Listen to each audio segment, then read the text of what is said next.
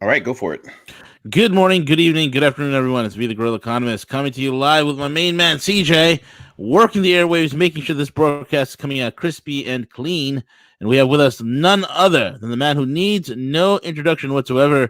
Harley Schlanger is here, folks, and it's time for another Hanging with Harley, where he's going to give you the geopolitical news, the views, and all the latest information that is important to you. So, with that being said, Harley, how are you, sir? I'm doing fine, V. Looking forward to another hectic, crazy week. Oh boy, tell me about it, man. What is on your radar? I mean, we have so many things happening. You got the coronavirus. You got you have a plague of locusts going on in Africa. Australia, I think, is still pretty much being burned alive. It's biblical times we're living in, Harley. Well, and as it says in the Bible, if you don't do what you're supposed to do, don't expect things to go well.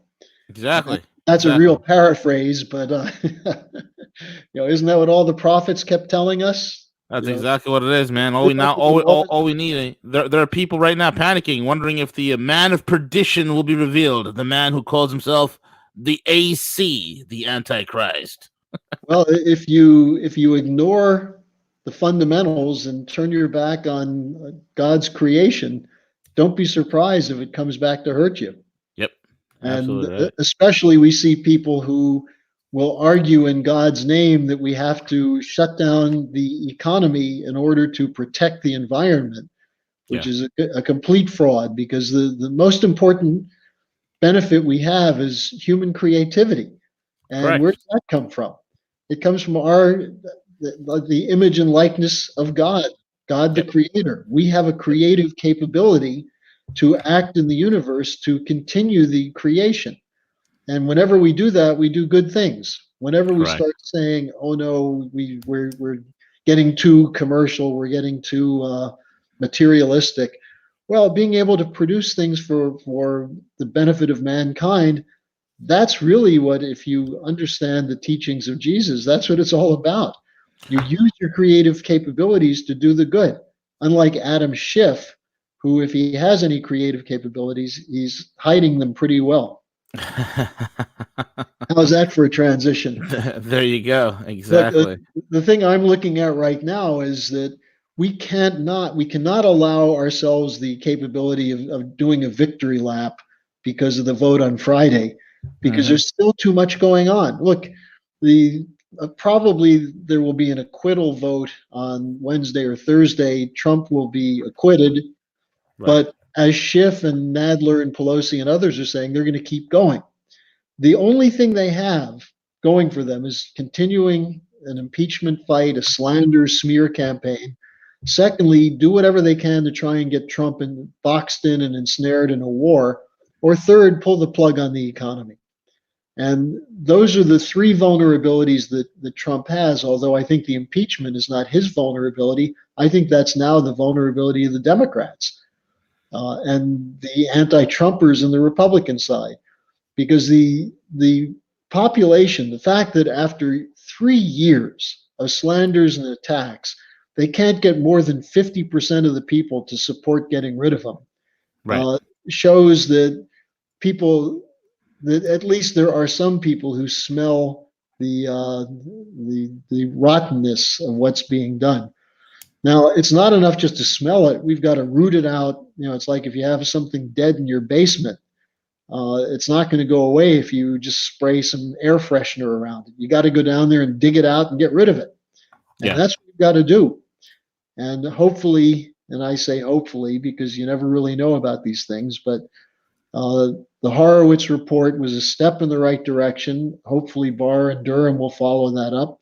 And if they don't, look, Lindsey Graham, some of the others in the Congress, Jim Jordan, they're insisting there will be substantive investigations into the corruption that was the Russia Gate and Ukraine Gate. So if that's the case, maybe we'll be able to root some of this out. But there are things that are going to have to be done. And one of the things I'm looking for is the president's State of the Union address tomorrow, because his White House team has put out the word that he's going to present an optimistic picture, just like he did at Davos, where he said what's needed now is optimism, not the pessimism of the false prophets. Mm. So I think that's a step in the right direction. Absolutely. That is the step in the right direction, Harley, without a doubt. So many challenges on the horizon. Harley, I know you are intimately connected to what is going on in the East. And so what is your take? What is your sources telling you about the far-reaching ramifications of this coronavirus, which when I look at it I firmly believe, and I think the proof's out there, that it is a bioengineered weapon. We've had Indian scientists who've isolated 4 genetic RNA inserts, which are synonymous with the human immunodeficiency virus, also known as AIDS. We've heard from doctors in Thailand who have cured these victims, cured the sufferers from the coronavirus, utilizing not only flu medications, but also HIV medications. And what's alarming to me, Harley, it's not so much, it's not the infection rate, right? What I find that really sticks out for me is this. The only people that are dying from this are ethnic Chinese. Case in point, the only death we have outside of China is one gentleman in the Philippines. And that guy happens to be a Chinese national who happened to be, who came to the Philippines on business. Seems like everybody else is recovering. And the question is starting to percolate within my brain, Harley, that is this something that is not only is it a bioweapon, but was this something that has the genetic earmarks, so to speak, to affect ethnic Han Chinese? What is your take? I know it's a little bit on the fringe here, but what's your take on this? Well, I don't know enough about these things to really comment on that. On the one hand, you always have a certain suspicion that there's something nefarious afoot when these things break out. But I think, look, the first thing to realize is that the Chinese government is taking it seriously with their quarantine, with the hospitals, with their openness to requesting aid from other governments to come in and help. So they're taking it very seriously. I think President Trump's response was the right one to say, we think they're doing the right thing and we're willing to work with them. So the first thing is that wherever it came from, however it was produced or developed, you have to figure it out and stop it. Now, we see a lot of people who are trying to blame the Chinese for it. So I'm not sure that's helpful at all, especially under these circumstances. But it fits in with the profile of the neocons in the West who clearly want to see a destruction of China. But let me throw in another aspect to it, V. There was recently a report from the Bank for International Settlements, I think it was last week, called the Green Swan. And what it says is that the man-made climate change may cause a financial collapse. Now, at the same time, we're seeing analysts saying there may be a financial collapse due to the coronavirus, or a financial collapse due to impeachment, financial collapse caused by Trump succeeding in overcoming the impeachment fight. In other words, they're trying to blame or scapegoat many different causes to cover the fact that it's been the deliberate destruction of the economy by the physical destruction of the Greens and the central bankers.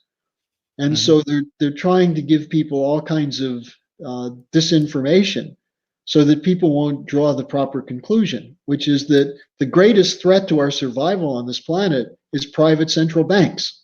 Correct. Now, absolutely. I think rather than let the epidemiologists sort through the DNA samples and everything else and then tell us what they discover.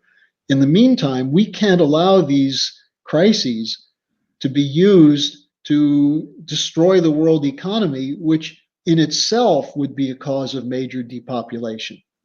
So I think that's where we have to look.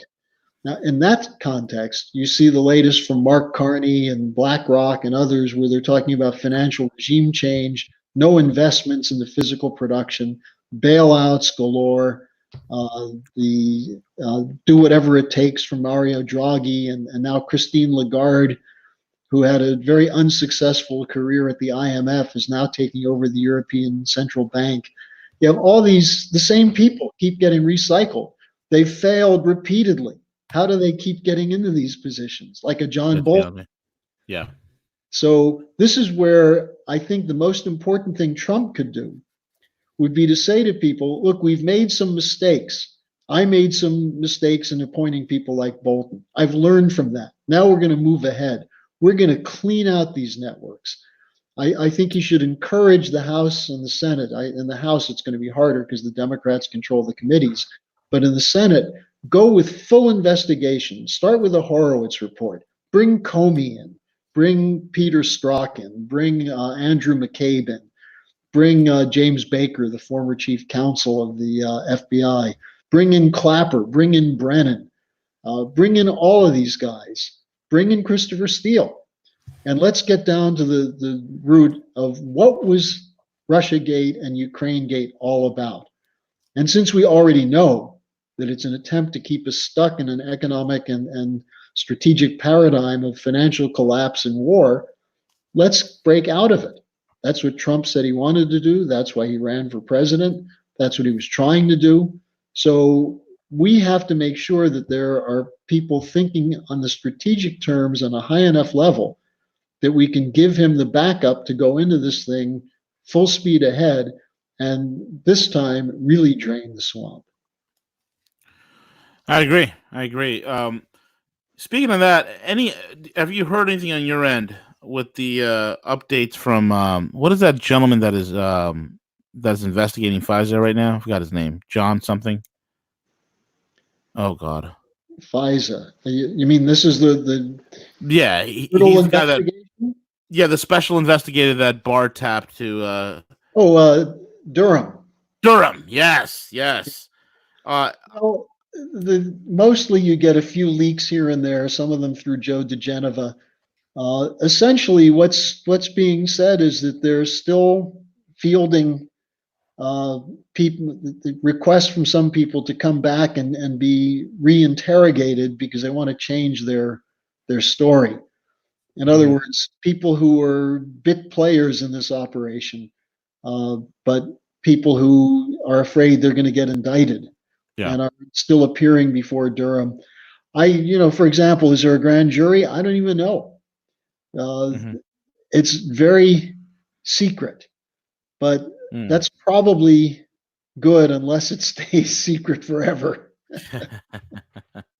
Agree wholeheartedly. I'd like to see John Brennan come out and say, Clapper made me do it. And Clapper come out and say, no, Brennan made me do it. And then both of them say, no, Obama made me do it. But, these things don't happen in a neat, clean way. Yeah. And I think the more important question is that the American people are going to have to weigh in. And look, I'm looking at the Iowa caucus tonight. And what I think is the operative question is, who is the least unpopular of all the Democratic candidates? Because what you have is candidates who are disasters, who represent no solution. And why are people undecided after a year of hearing from them? In fact, if you have 10 candidates go through your living room and you still don't know which one you want, it means none of them made much of an impression on you. Oh, correct. They're only appealing to the most mentally insane demographic in the far left fringes of the Democratic Party. That's it. There's no other platform except hate Trump. There's no other platform except we're going to get Trump. There's no other platform except we're going to take out Trump. There's no other platform, and that's it. And I think that's going to be a sword they're going to painfully fall upon, Harley. Well, even you look at someone who's trying to paint himself as the anti-establishment candidate, Bernie Sanders. Some people were drawn to him in 2016 because he was anti-Hillary and he was against the establishment. Right. He still talks that way, but look at his policy. Has he spoken out against the impeachment? Has he spoken out against targeting Russia, Iran for regime change? No, of course not. He's towing the line. He's bought in completely. Yep. Did he say anything about the insanity of Adam Schiff embracing John Bolton as the truth-seeking savior who's going to bail out the impeachment? No, he's all in. Whatever happened to his economic policies? Well, besides promising something to everyone, what happened to Glass-Steagall? What happened to going after the Wall Street criminals who swindled people and got bailed out. He's not saying anything about it. So within the Democratic Party, you have a bunch of establishment figures who basically try to put on leftist plumage as either supporters of transgender policies or That's it. whatever 100 sexes you choose. They have nothing. Now, in the meantime, the Republicans are all over the place because many of them are still talking very strongly against China and Russia. And this is where Jeez. Trump has to move forward. And I think this is where he should follow Mrs. LaRouche's advice. Call up Xi Jinping, call up Putin, and say, look, I'll be there on May 9th in Moscow for the commemoration of the 75th anniversary of the end of World War II. I'll be there. Let's put a couple of days aside where we can meet. And that's what he should do. Sorry about that. I got a phone going in the background there. Not a problem, Harley. But I think that's what he should do because he's got to make a break with the current geopolitical establishment. He already has in terms of his language, but he's got to actually do something now. And that would also look good toward the possibility of moving against the private central banks because the potential for a new financial economic system, and I'm not talking about George H.W. Bush's New World Order. I'm talking about one that rejects the post-Bretton Woods speculative casino economy. And I think Trump would support that. I think the Chinese and the Russians would join him. And we're well on the way towards that possibility. And that's what the people who pull Adam Schiff and Pelosi's strings are afraid of. Very interesting. Harley, closing comments, sir. What do you think is ahead for the next several weeks, and how things are going to be playing out with the fear mongering, the posturing, and the insanity that is the Democrats? Well, I think if you want to get totally disgusted, watch CNN and MSNBC try to analyze the results of the Iowa caucuses. This is a form of mental masturbation. That the so-called pundits engage in and try to bring people in on it. And if you really get excited about it, I'm concerned about your sanity. Now, what to look for is what is Putin going to be doing? He's in the last month, he was in the Middle East, he was in Germany for a conference, he's working on Ukraine, he's working on Libya. Watch for cooperation between Russia, China, and other countries on the coronavirus, including the United States. Keep an eye on the efforts to destabilize Iraq and Iran, which are coming from the old Bolton networks. And then it's not worth watching, but just know in the back of your mind that this demented, delusional Adam Schiff is going to continue with his search for the smoking gun to bring down Trump. Now, that being said, what's the solution? We've got to have great power cooperation.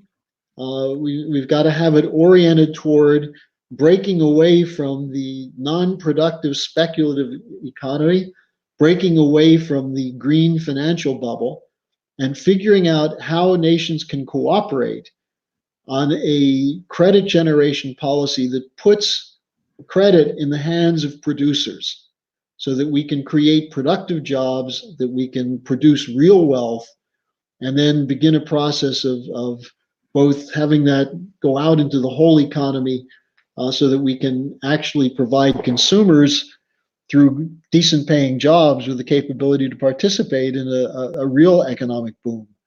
Otherwise, if we don't do that, we're going to have a crash, and it will be used to bring down Trump. Yeah, absolutely. And I think the people that are working on the good side understand that. One of the things I posed a question to a friend of mine who's up there in the financial houses, so to speak, here in New York, and I asked him, "Do you think that there's your synopsis on what's going on with Wall Street, and they're aware of a lot of things. They're aware of the coronavirus. They're aware of the attempt. I mean, these guys are. This is a cadre of individuals that are very well connected, and they're like, yeah, we're very aware that they're going to try and orchestrate a takedown of the economy. And they said, look, we love what this president is doing. We love how the markets are doing. We want to keep this going. And I said, well, what if, you got your Pelosi's and your shifts and all the insanity that they're trying to do to take this market down? And the guy, Harley, I kid you not, the guy looked at me dead in the eye and said, they try to do that. That's the day they'll find Nancy floating face down in a river somewhere. I was like, okay. Well, it may be just because she's drunk and stumbled into the river. Maybe. But I tell you, the thing that people have to look at is, avoid the simple conspiracy theories and look at the bigger picture. Right. Because it's becoming increasingly clear that the coordination is from London, Brussels, and Wall Street for a strategy to prevent nations from acting in the interests of their people and to put governments under the control of central banks. Now, many people say, well, they already are, but that's not entirely true. Right. This is why the EU was set up, to break the power of governments over central banks.